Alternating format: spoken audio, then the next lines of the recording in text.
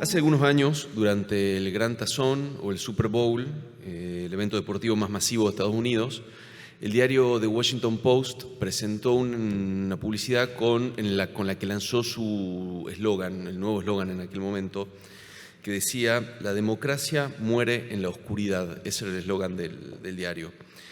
Y cuando uno piensa esta frase o esta idea y la trae a Tucumán, creo que toma su dimensión más cabal, ¿no? Porque acá en Tucumán, cuando hablamos de elecciones, pensamos en los cuartos oscuros repletos de boleta, en los ejércitos de autos acarreando votantes, en los bolsones, en los sobres con dinero, en cosas muy oscuras que ponen en riesgo claramente la democracia. Por eso es tan importante, y ACDE quiere traer aquí a este encuentro el debate de la reforma electoral. Y para llevarlo adelante invitamos a subir al escenario a Giselle Castelnuovo. Ella es subsecretaria de Asuntos Políticos de la Vicejefatura de Gabinete del Interior de la Nación. A Alfredo Vítolo, abogado, máster en Derecho por Harvard, docente universitario. Y a Dante Mirra, abogado especializado en Justicia Constitucional, docente universitario y titular del estudio Dante Mirra y Asociados. Modera el periodista Álvaro Urane. Bienvenidos. Buena gente, buenos días. ¿Por qué tenemos una mesa sobre reforma electoral? Probablemente la mejor respuesta la de la historia. En la historia institucional de Tucumán, uno de los motores de todas y cada una de las reformas constitucionales del siglo XIX, del siglo XX y de este siglo ha sido concretamente la reforma electoral. No ha sido la razón única de las reformas constitucionales, pero sí ha sido una razón fundamental. Teníamos gobernadores que duraban 2 años y no podían ser reelectos. Entonces, reformamos la Constitución primero para ampliar el periodo de duración de las gobernaciones. Luego reformamos las constituciones para ampliar, ¿no?, los derechos electorales y justamente llegar a un umbral de participación más amplio. Después para establecer un sistema de votación indirecto con colegio electoral. Después para abandonar el sistema de colegio electoral y pasar al sistema de votación directo, pero sin reelección consecutiva, para establecer el primer régimen de colectoras, que fue la ley de lemas, pero sin reelección consecutiva, para habilitar la reelección consecutiva y para cambiar un régimen de colectoras por otro, que es el que se llama acople en la actualidad. Es decir, cada vez que reformamos la Carta Magna de los tucumanos, el régimen electoral fue uno de sus motores. Hablamos del régimen electoral además porque una de las novedades en el orden nacional en este primer año de gobierno de Javier Milei ha sido justamente una novedad en materia de régimen electoral, que es el sistema de boleta única. Ese sistema de boleta única no podría aplicarse en Tucumán porque tenemos un centenar de partidos políticos en todos los comicios. Entonces no tendríamos boleta única, tendríamos un sistema de mural electoral, ¿no? Tenemos más o menos una pared como esta y ir ahí, digamos, ahí estarían más o menos plasmados chiquititos los 100 partidos y habría que elegir alguno. A principios de este año, el gobernador de la provincia, Osvaldo Jaldo, dijo que quería una reforma electoral y que respecto a esa reforma electoral estaba dispuesto incluso a la eliminación de los acoples, pero dijo, para eliminar los acoples habría que reformar la Constitución porque los acoples están en la Constitución. Inmediatamente encontró reacciones dentro de su propio partido, el Partido Justicialista, porque hubo quienes dijeron, no hay que eliminar los acoples. En todo caso, hay que tratar de ajustar un poco ese sistema de colectoras y en ese caso tal vez no haga falta reformar la Constitución, sino simplemente retocar el régimen de colectoras por ley. ¿Por qué tenemos régimen de colectoras de una manera tan persistente en Tucumán? Básicamente, y quiero que quede claro que esta cuestión es meramente denotativa, meramente descriptiva, sin abrir juicio de valor respecto de ello, es porque el régimen de colectoras es típicamente un régimen estadual peronista. Es un régimen estadual porque el régimen de colectoras funciona con plata. El lubricante del motor electoral del régimen de acoples o de colectoras es el dinero. Quien más dinero tiene puede armar más colectoras, ¿sí? Puede patrocinar mayor cantidad de listas que salgan a captar votos, ¿sí? Por si uno es candidato a intendente o si uno es candidato a gobernador y puede acoplar, digamos, listas de concejales o de legisladores por debajo. Y en Tucumán nadie tiene más plata que el Estado. Y es un régimen peronista porque en rigor de verdad el peronismo es hoy en Tucumán el único partido político en condiciones de tener internas reales, ¿no? Es decir, las internas del radicalismo se parecen al partido que acaba de ganarle el lawn tenis a Alumni para clasificarse campeón del Campeonato Nacional de Clubes. 22-17, reales. Van 22 radicales por un lado y 17 radicales por otro. Y después le agregan ceros. No, 22.000 y 17.000. Fuerza Republicana nunca tuvo una interna. Alguna vez se creó una línea interna que era el NOS, los expulsaron. El PRO sigue siendo, digamos, casi un club de amigos más que un partido político dentro de esta provincia. Entonces el único que puede celebrar interna es el peronismo. Ahora, la última vez que el peronismo tuvo una interna, y a la interna la ganó Oligela del Valle Rivas, perdieron la gobernación, porque los que perdieron la interna fueron a trabajar para otros candidatos. O sea, es mentira que el que gana gobierna y el que pierde apoya, particularmente en el peronismo de Tucumán. Entonces, el sistema de acople, el sistema de colectoras, como antes el sistema de lemas, lo que hace es decir, a la interna la tenemos el día de la elección. A mí no me gusta fulano y no quiero compartir lista con fulano, listo, armo mi propia colectora. Y voy y me mido con fulano el día de la elección general. Eso sí, tanto fulano, con quien yo no quiero tener nada, ni siquiera una lista en común, como yo, como Mengano y como los otros 50 colectoras que armaremos, ese día todos votamos el mismo candidato a gobernador y a vicegobernador. Ahí la razón no solamente de la persistencia del régimen de colectoras en Tucumán, sino también la resistencia del propio peronismo a la propuesta del propio gobernador del peronismo, que es, eliminemos los acoples.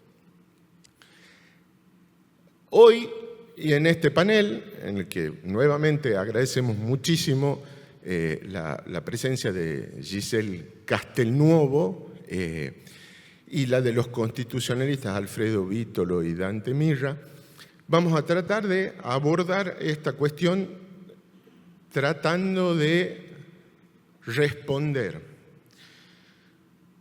si es posible, en alguna medida, claro está, si es verdaderamente, si podemos hacer una reforma del régimen electoral sin tener que tocar la Constitución de Tucumán o no. Vamos a ver si podemos llegar a un acuerdo respecto a esta cuestión. Y en segundo lugar, bueno, cuando hablamos de reforma electoral para Tucumán, más o menos de qué tendríamos que hablar. Me anima para manejar este panel, la esperanza de que en adelante, cuando haya elecciones provinciales, acudir al cuarto oscuro sea un acto de esperanza y no de profunda vergüenza. Ojalá que en adelante, con un nuevo régimen electoral, cuando votemos el día de la elección, ser tucumano no parezca prácticamente un error. Vamos a escuchar a nuestros especialistas. Comenzamos con Giselle Castelnuovo. Muchas gracias. Hola. Bueno, muchas gracias por la invitación. La verdad que es un honor muy grande y una responsabilidad porque vengo a reemplazar a nada más ni nada menos que el vicejefe de Gabinete de Interior. Con él estuvimos trabajando mucho para que efectivamente el año que viene estemos votando de una manera mucho más transparente. Y quería contarles, mi aporte acá es contarles justamente la experiencia nacional. A nivel nacional hemos venido modificando las normas, tanto legales como reglamentarias, para transparentar, para evitar estas trampas, que a veces no porque estén escritas taxativamente en una norma, sino que a veces los vacíos normativos hacen que se puedan dar estas situaciones. Por ejemplo, la prohibición de las listas espejo, de las candidaturas múltiples, y más recientemente en el 2019, a través de un decreto, se limitan las colectoras, que es algo similar como los acoples aquí en esta provincia. Pero lo más trascendental y a lo que hemos venido aquí es para contarles esta modificación, reciente modificación de la norma del Código Electoral, ahora sí cambiando directamente el instrumento de votación.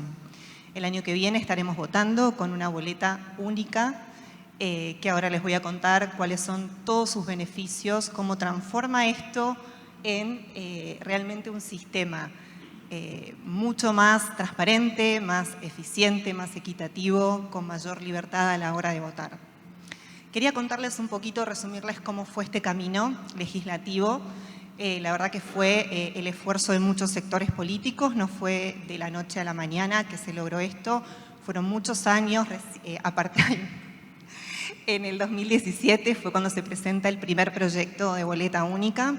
A partir de ahí, por supuesto, ha dormido muchos años. En el 2022 es cuando se consigue, por una situación política muy particular, una media sanción.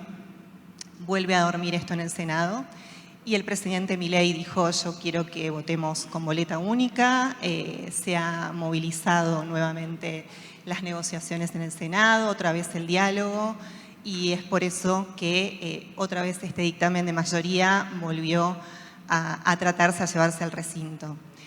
Allí se le da intervención al Poder Ejecutivo. Yo soy subsecretaria de Asuntos Políticos y junto a Lisandro y todo el equipo, Dirección Nacional Electoral, que tiene una tarea muy importante, un rol muy importante con las elecciones, fuimos convocados para estudiar este dictamen. Ahí es donde nosotros vemos que la norma, la verdad es que podía ser ajustada para que efectivamente podamos aplicarla. Nosotros hemos ido al Senado y hemos propuesto la modificación del calendario electoral para que los plazos pudieran efectivamente concretarse, por ejemplo, la impresión de boletas, que nos dieran los plazos para llevar adelante un montón de procedimientos administrativos internos que llevan tiempo. Esto, por suerte, fue receptado en el Senado. Y además en el Senado se introdujeron otras modificaciones, fue producto de las negociaciones para que realmente esto pudiera ser ley. Ahora les voy a contar un poco cómo es el diseño de la boleta nacional, pero entre ellos habrán escuchado que se ha eliminado el casillero que se llama de voto por lista completa, que es el famoso arrastre en una sola papeleta. En fin, al haber cambios en el Senado, esto vuelve nuevamente a diputados. En diputados, finalmente, hace un mes, esto es ley y ahora les voy a contar entonces qué es lo que dice la ley y qué es lo que desde el Ejecutivo estamos ahora llevando adelante para que efectivamente podamos implementarla sin problemas el año que viene. La ley de boleta única establece que se va a votar las categorías nacionales en una papeleta y en el caso de simultaneidad con las provincias, aquellas provincias que puedan tener sus elecciones simultáneas lo harán también con el mismo instrumento de votación, pero en una papeleta separada. Entonces vamos a encontrarnos con una papeleta nacional y en aquellas provincias que decidan acogerse a la simultaneidad, con otra para los cargos provinciales y o municipales. El diseño de la papeleta, esta también es una modificación que se introdujo en el Senado, que se ha tomado de la versión mendocina, es que las agrupaciones van a estar en columnas verticales, las vamos a ver aquí arriba, y abajo van a estar las categorías. Entonces, el elector va a seleccionar con una marca las categorías, va a elegir una sola agrupación y por categoría dentro de la misma papeleta va a seleccionar su opción electoral. Esto porque es más transparente. En esta papeleta vamos a ver absolutamente todas las agrupaciones, ¿sí? El Estado va a ser el que se encargue de costear esta boleta. El elector va a tener una boleta que va a ser la suya, ¿sí? Va a encontrar toda la oferta electoral, por eso este principio de libertad para el elector a la hora de elegir, porque va a poder elegir efectivamente, porque va a encontrar su opción electoral en esta boleta, porque además esto es más equitativo para las agrupaciones políticas, porque aquí sí que no importa, como decían, el dinero, todas las agrupaciones van a haber garantizado su derecho de participar y se van a encontrar en esta boleta. ¿Cómo va a ser el orden? Ya el orden no va a tener que ver con una disposición de último momento o con la viveza de alguno de dónde se coloca la boleta, si primero o último. Ahora va a haber un sorteo y por el sorteo es que se va a colocar en el diseño de la boleta la agrupación. El diseño, ¿quién lo va a hacer? Lo va a hacer la justicia, esto mismo dice la ley, el diseño de la boleta lo va a hacer la justicia, con lo cual acá está garantizada también que va a haber una igualdad en cuanto a diseño, no va a haber ni letras más grandes ni más chicas. Y bueno, todos estos principios que van a mejorar el sistema lo vamos a encontrar en la boleta única. Nosotros desde el Poder Ejecutivo que estamos llevando adelante un proceso de reglamentación de esta norma. Nosotros tenemos a cargo la logística de la elección. Estamos teniendo conversaciones con los jueces. Esto es una tarea mancomunada entre la justicia electoral, entre el Poder Ejecutivo, el Comando Electoral, que tiene el deber de custodiar la elección. Y algo muy importante que mencionaron que tiene que ver también con la eficiencia, ¿no? Ahora todo este dispendio de dinero y de movimiento, de boletas y de fiscales, bueno, esto está solucionado con un talonario de boletas. En el talonario de boletas va a haber una boleta por elector, es el padrón de la mesa más un 5%, como dice la ley. En caso de error, en caso de rotura, el elector va a poder pedir que se le cambie la boleta. Y terminamos con todo este dinero que el Estado estaba entregándole a los partidos y listas internas no representativas. Tengamos en cuenta que a nivel nacional tenemos las elecciones primarias hoy en día. En un principio el aporte de boletas se daba a la agrupación, hubo reclamos judiciales que terminaron en la Corte que dijo que ese mismo aporte que se daba a la agrupación había que dárselo a cada lista interna. Con esto aparecieron montones de listas internas reclamando su dinero para boletas. Esto se terminó. Este dinero ya no va a ir más para, digamos, solventar estos sellos de goma, estos emprendimientos que no tienen nada que ver con la representatividad ni con el interés realmente de participar, simplemente de quedarse con la plata del Estado. Ahora la plata va a estar bien invertida en una boleta que le va a llegar al elector y de esta manera garantizamos que todos puedan competir y que los electores puedan efectivamente elegir. Entonces, para concluir, el procedimiento va a ser muy sencillo, el de votar. La elección que viene es la elección ideal. Tenemos pocas categorías, así que sería una marca, lo sumo serían 2 marcas que tiene que hacer el elector. La tarea de capacitación va a ser muy grande, también va a ser en conjunto con la justicia electoral, capacitar al ciudadano, capacitar a las autoridades de mesa y capacitar a los fiscales. Cambió el paradigma en la política, tanto desde el lado del elector, sino desde los partidos. Ahora el elector vota informado, elige, decide. Ahora no se le va a dar una boleta que va a llevar en el bolsillo sin saber a quién está votando. Ahora lo va a pensar, lo va a decidir en ese mismo momento cuando haga su marca. Entonces podemos resumir en estos 3 beneficios importantes: la libertad del elector, la igualdad para las agrupaciones políticas y mayor transparencia. Mayor transparencia en la elección. Ahora el peso del dinero se ve disminuido en la contienda electoral porque efectivamente ahora va a haber una competencia más limpia y en esta papeleta que va a proporcionar efectivamente la participación de todos el día de la elección y que el año que viene vamos a poder tener nuestra primera experiencia a nivel nacional. Muchas gracias.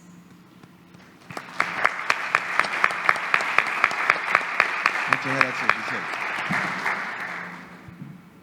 Ahora, ¿se escucha? Sí. Ahora va a seguir en el turno de la exposición el doctor Dante Mir. Buenos días. Muchas gracias de nuevo a ACDE, que no aprende y sigue sentándome acá. Pero bueno, las personas tenemos ese problema de repetir los errores. Álvaro comenzó dando un panorama de la realidad tucumana en este sector de la política. Y bueno, Giselle nos muestra que se está moviendo mucho. Tucumán ha tenido este año como una efervescencia, pero no solo relativo al tema electoral, sino se habló de tres cuestiones: de la reforma electoral, de la reforma política y de la reforma constitucional, que son tres cuestiones distintas pero entrelazadas.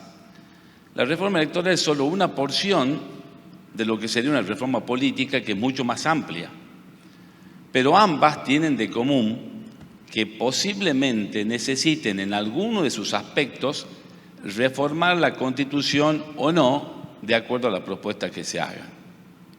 Entonces, cuando uno ve en la prensa, en los medios, en las redes, y escucha que en Tucumán se está moviendo todo esto, hemos visto que la legislatura ha tenido un avance diciendo que se inicia un ciclo de conversaciones sobre reforma política.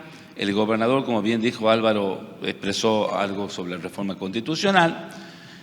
Me parece importante primero ver qué es la Constitución, porque en definitiva hablamos mucho, pero ¿sabemos realmente qué es y para qué sirve una Constitución? Si uno toma el origen de las constituciones, inclusive son diferenciados los orígenes de las constituciones clásicas. En Estados Unidos nació como un acuerdo entre los estados.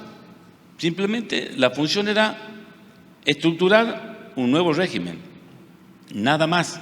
Tenía 7 artículos, de los cuales uno se refiere a la reforma, o sea que había 6 artículos que hablaban de entiendan bien, el país más poderoso del mundo se estaba iniciando con 6 artículos que regían su vida. Y esto vayan anotando para el final. Francia fue un movimiento distinto. En su constitución lo que quería era limitar el poder de los soberanos, de las monarquías absolutas. Entonces lo que pretendió es un reconocimiento de derechos.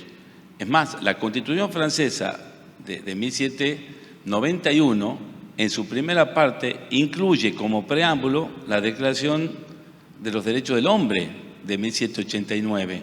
Es decir, la Constitución francesa era un catálogo de derechos, fundamentalmente. La norteamericana, un reparto de poderes. La norteamericana no tenía ningún reconocimiento, no hablaba de derechos. Luego, en las 10 enmiendas posteriores, recién se incluyen los derechos que nosotros conocemos y hemos tomado mucho en la Constitución argentina.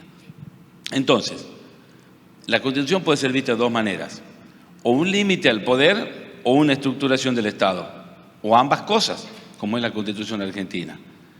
De ahí pasamos a mirar lo que es la Constitución de Tucumán. La Constitución de Tucumán, como todas las constituciones en el Estado federal como el argentino, ejercen un poder constituyente de creación de segundo grado. Por lo tanto, todo el poder que hemos delegado en la nación a través de la Constitución nacional ya no lo tenemos en las provincias. Y ahí empezamos a mirar un poco cuál es el contenido de la Constitución.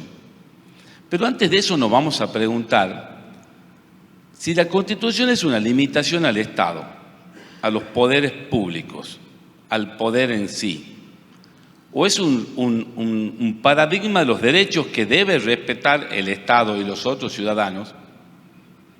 ¿Quién nos da la Constitución? En definitiva, de alguna manera también es el Estado el que nos da la Constitución, a través de mecanismos que se establecen.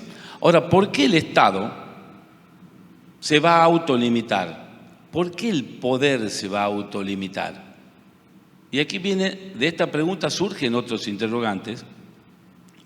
John Elter, un autor norteamericano, dice, bueno, toma el ejemplo de Ulises, cuando se ata al poste para que no lo capte el canto de la sirena, y compara eso con las constituciones. Dice, cuando el poder está en su sano juicio, se ata una constitución para que después, cuando desvaríe, no pueda salirse de ella, como una autolimitación. Ahora, yendo a algo menos romántico, muchas veces las constituciones son obras del poder para perpetuarse, u otras veces las constituciones son hechas por el poder saliente para limitar el poder del que entra, ¿no? Si nosotros vemos la Constitución del 90 y del 2006 en Tucumán, encontramos los dos ejemplos. No lo vamos a desarrollar ahora por falta de tiempo, por supuesto. Entonces, si nosotros nos encontramos frente a eso, ¿por qué hoy el Estado se limitaría y retiraría ciertas pautas o modificaría ciertas pautas que lo pueden beneficiar? Eso no tiene respuesta. No tiene ninguna respuesta. Solo lo sabe el poder y las instituciones que han ido sumándose en estos casos a este movimiento generado por el mismo poder, en nombre del gobernador y luego de la legislatura, de modificar las cosas. ¿Cuáles son los temas centrales que hemos escuchado y que tendrían que ver con la Constitución? ¿Por qué digo tendrían que ver con la Constitución? Se está supuestamente por dictar una ley de información pública, que hace muchos años que la esperamos, somos de los más atrasados en Tucumán en eso, pero supuestamente la va a dictar la legislatura, no hace falta tocar la Constitución. Por eso yo empecé diciendo justamente qué era la Constitución. No hace falta porque eso no está en la Constitución. ¿Y qué es lo que debe estar en la Constitución? En palabras de Alberdi, a quien nosotros seguimos mucho, nosotros tenemos en nuestra cátedra un libro sobre Alberdi publicado hace más de 12, 15 años más o menos, donde somos bastante seguidores de sus palabras porque a veces no sabemos interpretar si Alberdi era un visionario o si directamente no aprendimos nada. Porque si uno lee las bases de 1852, es como si estuviéramos leyendo algo de hoy. La respuesta la tendremos en silencio cada uno. Alberdi decía que las constituciones deben ser lo más breves posibles para poder soportar los cambios de época. Y él ya se fijaba en 1852 en la Constitución norteamericana, que hoy es la constitución más vieja del mundo, en el país más poderoso del mundo. ¿Cómo hicieron los norteamericanos? Porque tiene una constitución cortita. Entonces, frente a cada evento, se la interpreta de la manera que se la siente en ese momento. Ellos le llaman la interpretación de la Constitución viviente, porque tiene en cuenta lo que se vive hoy, no el pasado. Entonces Alberdi pensaba lo mismo. Y ahí vamos a la Constitución de Tucumán. La Constitución de Tucumán tiene algunas cláusulas que no tienen nada que ver con el pensamiento alberdiano. Ojo, no quiere decir que Alberdi tenga razón. Quizás les gustará el método de las constituciones que tienen muchísimos artículos. Cuando más artículos tiene y más precisión tenga, menos flexibilidad. Porque lo vamos a tener que reformar con cada cambio. Cuando empezamos a escuchar acá, lo escuchábamos a Guillermo, que nos hablaba de la velocidad del cambio. Las leyes no pueden alcanzar la velocidad del cambio. Imagínense una constitución que generalmente son de tipo rígidas, es decir, tiene un sistema de modificación distinto al de las leyes comunes. O sea que yo necesito un proceso agravado como la de Tucumán. Necesito 2/3 de la legislatura, llama a una convención constituyente, elecciones. Es una cuestión muy compleja. ¿Por qué se hace eso? Por lo que dijimos de John Elter, para que no nos tentemos en los momentos de ira a modificar la Constitución a favor nuestro o de algún partido o de alguna entidad, lo que fuere. Entonces, la Constitución de Tucumán, uno de los problemas que tiene es que tiene un artículo 43 que es larguísimo, con 16 incisos referidos a la cuestión electoral. Entonces, hoy nos estamos planteando algunos temas, la sociedad completa, como el acople, que es un sistema que está hasta desde el propio gobierno, se habla de reformularlo.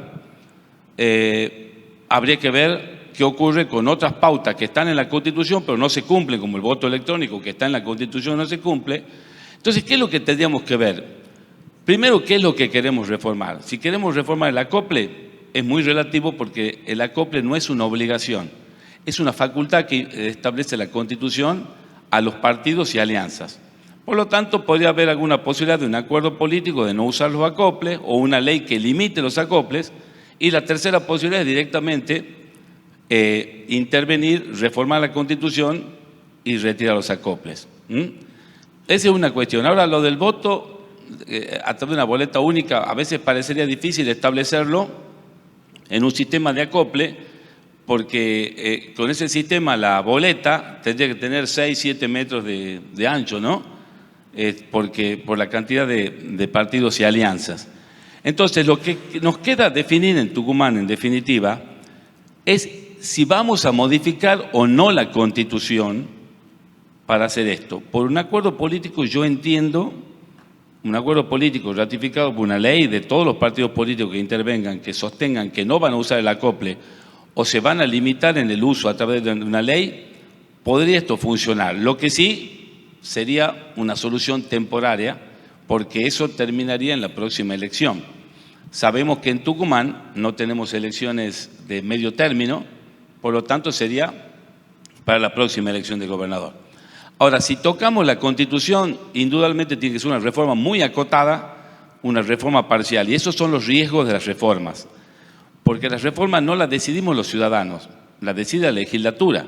Y la amplitud que va a tener esa reforma la decide la legislatura, donde realmente no tenemos intervención, tenemos intervención luego, cuando elegimos los convencionales constituyentes que nos representarían en la convención, pero ya el convencional está limitado a la ley que declara la necesidad de reforma.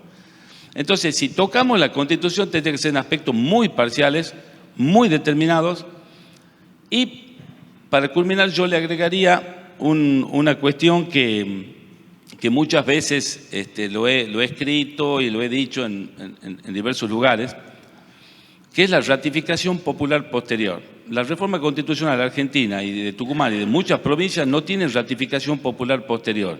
Simplemente declaración de la legislatura de la necesidad de reforma con una mayoría agravada, elección de convencionales constituyentes, los convencionales reforman la Constitución y simplemente se sanciona.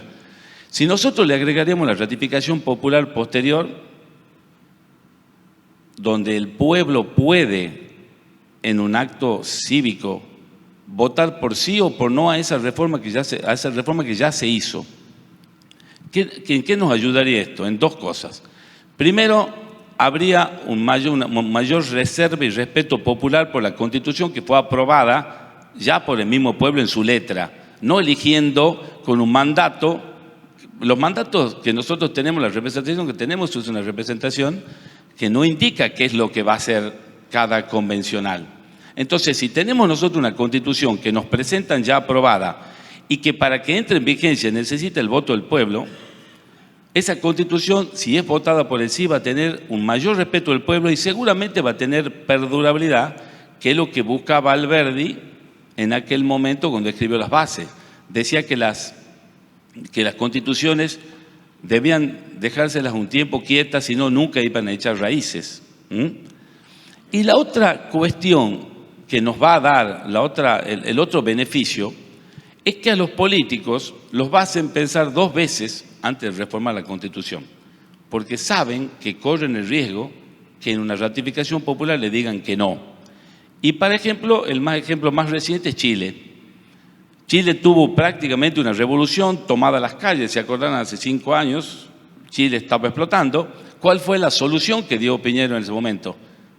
Vamos a una reforma constitucional, Constitución de 1980 de Pinochet, la reformemos. Entonces el pueblo se tranquilizó. Ya va el segundo rechazo a la Constitución. El segundo rechazo a la Constitución. Entonces, creo que si nosotros tenemos que reformar la Constitución para modificar el sistema electoral, que espero que sea para bien, deberíamos agregar, y esa es mi propuesta, la ratificación popular posterior. Eso va a evitar que quieran reformar la Constitución constantemente. Y fundamentalmente, como decía Alberdi, a veces, por eso reitero que parece que lo escribió ayer, decía Alberdi, limitad, porque hablaba en el español antiguo, limitad las reformas a lo más esencial. No le agreguéis cosas que no tienen que ver con cuestiones estructurales, como por ejemplo lo relativo a las elecciones, 1852. Muchas gracias, muy amables.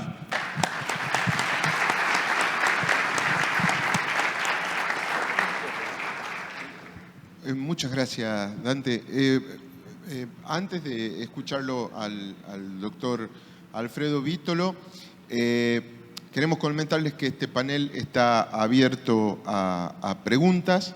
En las mesas que ustedes están ocupando hay carteles que tienen un código QR, lo escanean con sus celulares y ahí van a poder acceder, digamos, al espacio donde pueden formular preguntas al panel. Luego, está ahí también. Así que luego vamos a seleccionar algunas de esas preguntas. Entiendo que tenemos tiempo hasta las 10 de la noche para contestarlas. Así que, por favor, los animamos, digamos, a que las formulen. Y ahora sí, lo escuchamos al doctor Vítolo. Bueno, muchísimas gracias.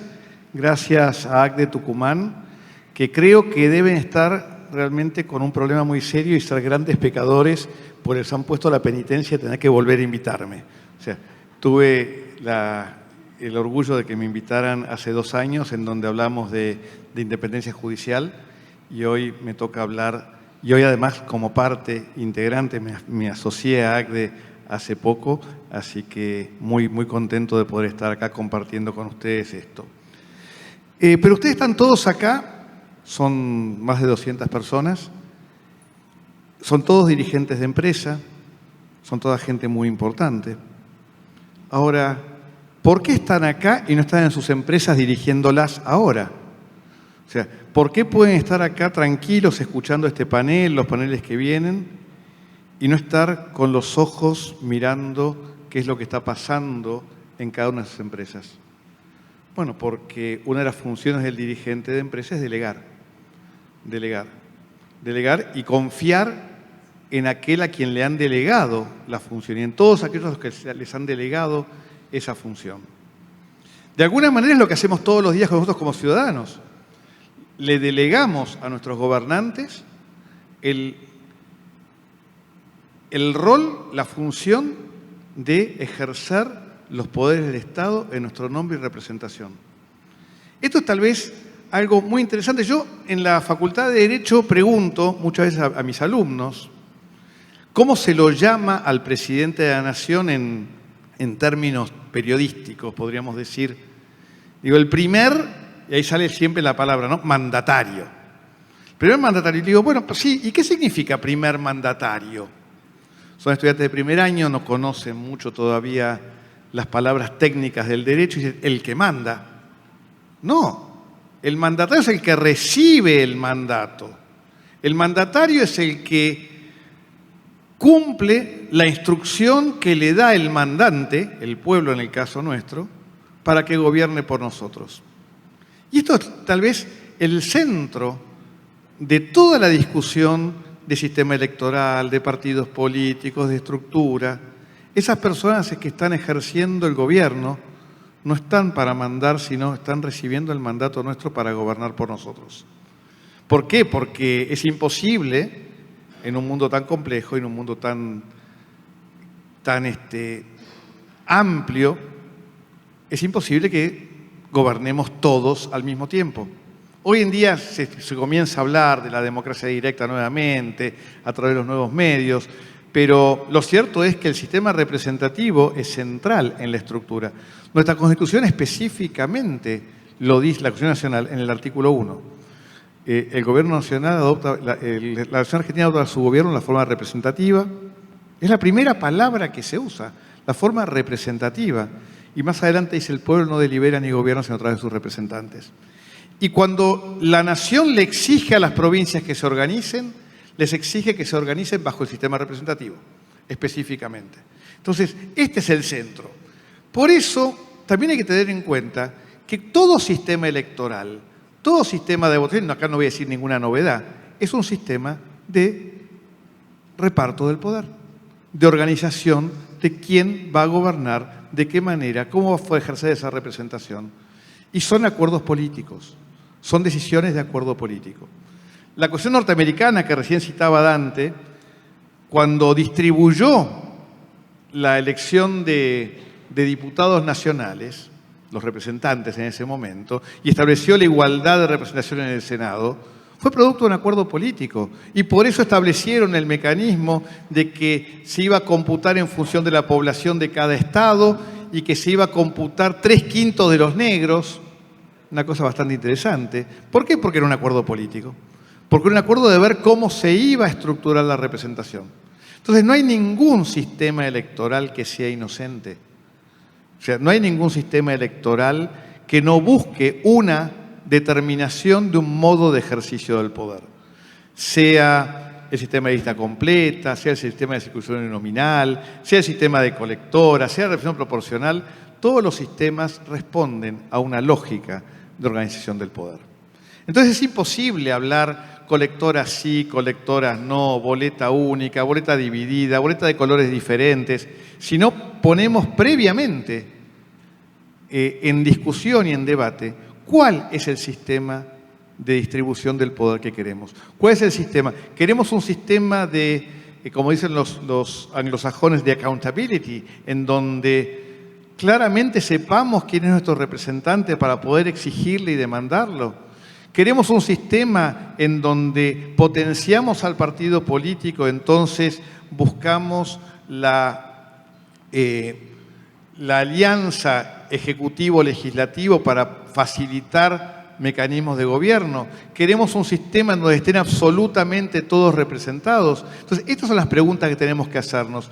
Y la realidad es que, desde esa lógica, el sistema de colectoras no parece reflejar la idea, o de acople, no parece reflejar la idea de un sistema que esté pensando en una estructuración que vaya más allá de darle una enorme legitimación a los ejecutivos y destrozar el mecanismo representativo de las legislaturas. ¿Por qué? Porque en un sistema que permite una cantidad enorme de alternativas de presentación que todas apoyan o todas son traccionadas por la figura del gobernador o del candidato a gobernador, esto está determinando que poco le interesa al poder el funcionamiento de la legislatura.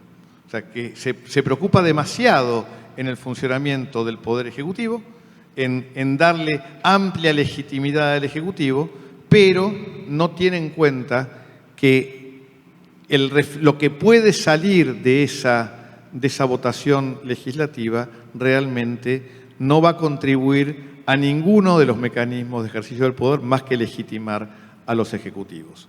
Entonces, este es tal vez a mí lo que quiero resaltar como aspecto fuerte del problema que veo en el acople. Y es cierto lo que decía Dante recién del tema de las constituciones abiertas a la interpretación. Porque cuanto más detallista, cuanto más precisa es la Constitución queda de alguna manera congelada en la imposibilidad de aceptar variantes. O sea, y vuelvo a citar a Alberdi, que además, como era tucumano, acá y está enterrado aquí, tiene un predicamento muy especial, porque Alberdi decía, en esa misma frase, dice: conservar la Constitución es el secreto de tener la Constitución. Dice, ¿y cómo hacemos? Interpretémosla. O sea, no para que sea un chicle que le hagamos decir cualquier cosa, pero tratemos de buscar dentro de lo posible alternativas que nos permitan movernos y avanzar, porque de lo contrario vamos a entrar en la lógica de tener que reformar las constituciones permanentemente y vamos a hacer desaparecer el sentido que tiene la Constitución, que es ser una carta de navegación que tiene que soportar gobiernos de un sentido político o de otro, con una posibilidad de manejo dúctil. Es lo mismo que cuando nosotros manejamos un auto. Cuando manejamos un auto, los Los chicos, cuando les hacemos que, che, ¿por qué no hacemos de cuenta que estás manejando un auto? ¿No? Esa canción, esa famosa canción de Vivo Pescador, nos vamos de paseo. Y los chicos iban manejando y movían unos volantazos así enormes. Y claro, uno que es más grande dice, no, con esos volantazos nos vamos a ir al diablo. Y a un grande le decimos, a ver cómo manejás, y hacer la mímica del manejo, y van todos duros, así, todos fijos. Digo, cuidado, ni uno ni otro. Ni el volantazo permanente, ni tampoco la rigidez excesiva. ¿Por qué? Porque la rigidez excesiva no toma en cuenta que el camino no es perfectamente liso, que hay imperfecciones, que el balanceo del auto no, y que requiere que yo vaya corrigiendo rumbo. Esa es la interpretación. O sea, yo voy interpretando esa Constitución que me permite hacer carne esos problemas que tengo en donde tengo la chicana, tengo el problema, acá tengo un mosquito también, tengo la chicana, tengo el problema que me permite, y voy interpretando y con eso voy avanzando y permito el cambio. Entonces, el sistema acá es pensar primero qué sistema representativo queremos. ¿Cómo queremos que esas personas a las que le estamos confiando la cosa pública ejerzan esa función en nuestro nombre? Que yo pueda reclamarle a ese legislador, que no importa si es de mi partido o de otro, me está representando, porque esto también es importante. Todos los legisladores representan a todos los habitantes. No es yo estoy representado solo por ese legislador de mi partido. Todos nos representan a todos. Y poder reclamarle y exigirle. Este diálogo, y esto exige, sí, desde ya, una gran educación cívica, una gran educación del pueblo, de los niños, de los adolescentes, ¿para qué? Para poder trabajar a un futuro en donde realmente nos sintamos representados efectivamente por esos gobernantes. ¿Por qué? Porque yo no puedo, no quiero, no me gusta, no es mi función, pero te encomiendo a vos que lo hagas por nosotros. ¿Por qué? Porque confiamos en ustedes, aunque no seas de mi partido político. Esta es la confianza que hoy está rota. Esta es la confianza que tenemos que recuperar. Y la verdad, con mecanismos de chicana, con mecanismos de corto plazo, con mecanismos de mirar el problemita de mañana o de cómo me hago amigo.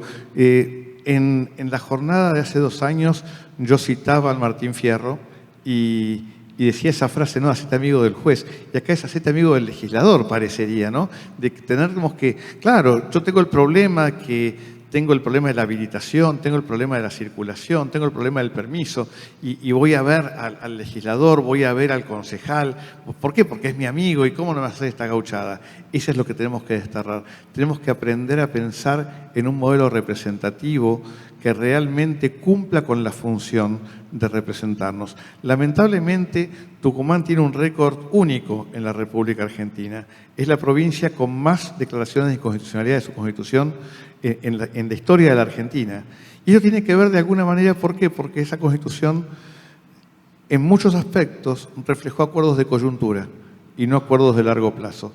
Reflejó cómo manejar políticamente circunstancias que lamentablemente en la práctica se han visto inmanejables. Ojalá podamos avanzar a un sistema en donde los ciudadanos se sientan efectivamente representados por quienes los representan y los representantes sientan efectivamente que están cumpliendo un servicio público, que están cumpliendo con un rol de ejercer una función en nombre de todos nosotros. Muchísimas gracias y ver todas las preguntas.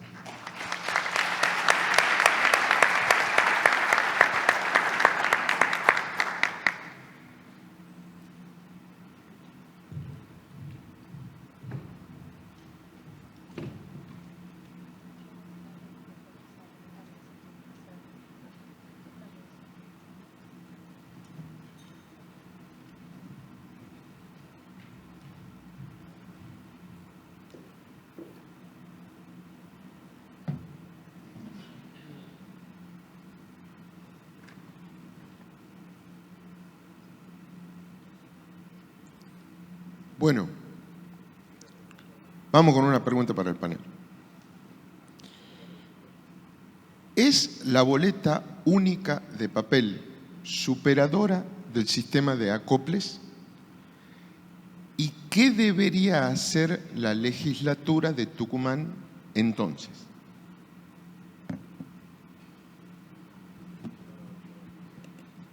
La respuesta es sí y no.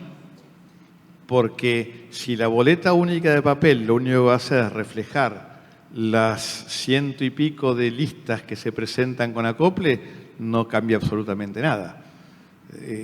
La boleta es un medio, es un instrumento que facilita, que transparenta, que evita el arrastre, o sea, rompe la lógica. O sea, la boleta única de papel, y seguramente Giselle va a poder explicar más que yo esto porque es la experta en esta cuestión, la boleta única de papel lo que va a evitar es el efecto arrastre de la candidatura de gobernador, pero de por sí no evita que haya 100 listas con distintos candidatos. Sí, nosotros a nivel nacional, como les decía, se recogió este decreto que les contaba que limitaba a las colectoras ahora en la ley, donde se dice que en las boletas tradicionales ya se limitaba. Decía que todos los tramos de boleta, las agrupaciones tienen que tener la misma denominación, salvo que en alguna de las categorías no presente candidatos y entonces puede ir con una agrupación, una sola de diferente denominación, pero siempre y cuando que en esa categoría no presente eso. Entonces, de esa manera ya se limitó esta posibilidad de tener en el tramo ejecutivo al mismo candidato y después abajo un montón de acuerdos políticos y electorales para arrastrar justamente.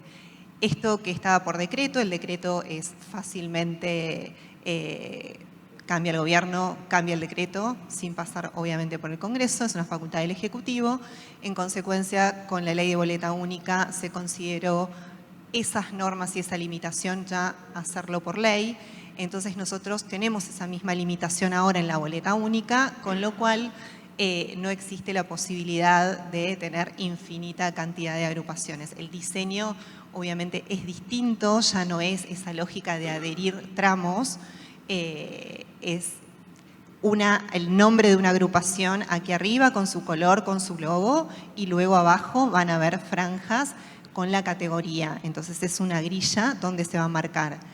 Además, lo que se limita es el arrastre en la boleta única, que es como por ejemplo en el modelo cordobés o en el de Mendoza, donde al lado del logo y el nombre de la agrupación hay un cuadradito donde si se marca ese cuadradito se está marcando todas las categorías. Solo con marcar ahí se está eligiendo a los candidatos de esa agrupación por todas las categorías. Pero son un montón de modificaciones que van en conjunto para mejorar, como hablábamos de las listas espejo, de las candidaturas múltiples y los acoples que se tienen que hacer para después poder pasar también a esta boleta única. Se pueden hacer, digamos, en la misma norma, ir limitando para realmente tener un diseño de una boleta posible en los hechos. Me llega otra pregunta en la que consultan si estamos pensando a mediano plazo o solo a corto plazo. Dice la implementación del voto electrónico o digital a nivel nacional. No es algo que se esté barajando en este momento, el voto electrónico, sino en todo caso la boleta única de papel. Pero bueno, esta boleta se está pensando a mediano o a corto plazo, es factible de implementar. Yo creo que esta factibilidad tiene que ver con que cuando Córdoba implementó la BUS hubo problemas con la provisión del papel y con la capacidad de las imprentas que había. En este caso, ¿se va a poder implementar esto? Bueno, nosotros a nivel nacional tenemos justamente los antecedentes de las provincias y nos basamos en la experiencia de las provincias, así que aplicando todo ese conocimiento y esa experiencia y además con el apoyo que contamos realmente del trabajo arduo de los jueces electorales, de la Cámara Nacional Electoral. La verdad que es un equipo de todos los poderes que estamos en esto y ya estamos trabajando y ya estamos conversando y ya se iniciaron procedimientos administrativos internos y sí va a ser posible y como decía, la elección que viene es la elección justa para iniciar esta nueva experiencia por las pocas categorías que se definen. ¿Qué posibilidades reales hay de que se lleve a cabo una reforma de la Constitución provincial. ¿Sería positivo para Tucumán? Bueno, como tucumano tendría que responderla yo. La verdad es que soy de los que entienden que hay que dejar a las constituciones tranquilas y efectuar una interpretación de las constituciones. Recién Alfredo nos hablaba de que tenemos el récord de declaración de inconstitucionalidades de esta del 2006, ¿sí? Eso se llama interpretación, en definitiva. Los jueces interpretan aplicándola y también no aplicándola, ¿no? Es una forma de interpretar las constituciones. Lo que ocurre es que cuando las constituciones tienen demasiadas cláusulas, ocurre esto de que ya no la podemos adaptar a través de una interpretación constitucional, porque hay una barrera. Si dice que 4 años es el mandato, no podemos interpretar que dice 5. Entonces hay un límite a la interpretación donde tenemos que ingresar a la reforma. Ahora, yo entiendo, como lo dije, que si entramos en una reforma constitucional que podría ser factible, pero no va a depender sinceramente de nosotros. Esto está en poder de la legislatura y la legislatura ya está conformada y ya la votamos. Es la legislatura la que va a decidir, con 33 votos mínimamente, la posibilidad o no de declarar la necesidad de reforma. Hay algunas luces que surgieron del Ejecutivo de que hay una voluntad de reformar la Constitución, sí, pero no lo sabemos, eso depende de la voluntad política. Ahora, si se la reforma, alguna vez lo escribí en el diario, en la Gaceta, cuando surgió esto a mitad de año, que podríamos aprovechar para hacer volar toda la sección electoral para que evitemos estas situaciones nuevamente. Cada vez que, porque lo decía Alberdi, cada vez que tengamos que tocar el sistema electoral, que es cambiante, imaginemos nosotros que el año pasado estuvimos acá la gente de Salta con la maquinita, con el voto electrónico, que está en la Constitución de Tucumán y no se aplica. Entonces, tenemos 16 incisos, de los cuales muchos no se aplican y otros han sido una traba. Yo haría desaparecer toda la sección electoral, que se maneje por leyes, para no excederme. Hasta 1994, la Constitución argentina no traía ninguna referencia a elecciones, a códigos electorales, ni siquiera a partidos políticos ni al voto. Por interpretación de la Corte Suprema, se lo tomaba del derecho a asociarse del artículo 14 de la Constitución. Se imaginan que hasta el 94 ya teníamos código electoral, elegidos muchos presidentes, sistemas electorales, y no hizo falta incluirlo en la Constitución. Ahora se lo incluyó en 2 artículos y brevemente con ciertos aspectos. Entonces, tomando ese ejemplo, si hay que hacer una reforma, yo simplemente eliminaría toda la sección electoral, lo fijaría por ley, porque esto va a ir cambiando, nos está mostrando los nuevos sistemas. Quizás votemos dentro de unos años con el celular. En Estados Unidos votan anticipadamente a través del correo, ¿por qué no después del correo electrónico o de lo que pueda surgir? Entonces, en ese aspecto, si hay una reforma, creo que habría que tener en cuenta fundamentalmente la experiencia. El problema que tenemos en las ciencias sociales es que los experimentos solamente los podemos probar en la sociedad. No tenemos laboratorio de ensayo. Entonces, el resultado de una reforma es muy relativo, porque a veces le tenemos miedo, porque cuando viene una reforma empezamos a tocar, no nosotros, allá, muchos otros puntos que no nos imaginábamos y terminamos teniendo en pocos años otra voluntad de reforma por lo que hicieron mal los anteriores. Así que creo que no está en manos nuestras, más allá de esta jornada, que concientizan y que en definitiva ponen al espectro político para que escuche y diga, bueno, creo que hay una necesidad por lo menos de cambiar el sistema electoral. Yo quiero agregar una cosita en esa misma línea. Cuidado con el tema de la reforma, a la cual no hay que tenerle miedo. Primer punto, las reformas son herramientas que en algunas circunstancias pueden ser muy útiles, pero lo central de una reforma constitucional es que tiene que tener consenso. Tiene que tener consenso y el consenso no se logra por la mayoría de un sector político en un momento determinado, por fuerte que pueda ser ese sector político. Cuando una constitución es vista como la imposición de una mayoría circunstancial sobre una minoría, ese consenso desaparece y la Constitución se transforma en una herramienta solamente de gobierno de ese momento y pierde el sentido ordenador. Si no hay un consenso político amplio de cómo, qué, para qué y en qué modificar, mejor quedémonos con lo que está. Agrego de mi parte que sería bueno hacer una reforma constitucional para agregar cláusulas antinepotismo. Si en Halloween hubieran disfrazado a sus chiquitos de ley antinepotismo, les ponían acciones de ARCOR, con tal de que no los asusten con un amague como ese. En Tucumán, de los 19 municipalidades, en 14 hay hermanos, hermanas, hijos, hijas o esposos o esposas a cargo de esos municipios. Entre otras cosas, incluso, me parece que el peronismo estaría hasta dispuesto a negociar y a entregar las reelecciones consecutivas en lugar de una cláusula antinepotismo, porque con el nepotismo tienen arreglada básicamente la continuidad sin solución de una interrupción. Entiendo que tal vez sea la última pregunta. Díganme cómo estamos con el tiempo. Dice sobre un concepto del doctor Vítolo.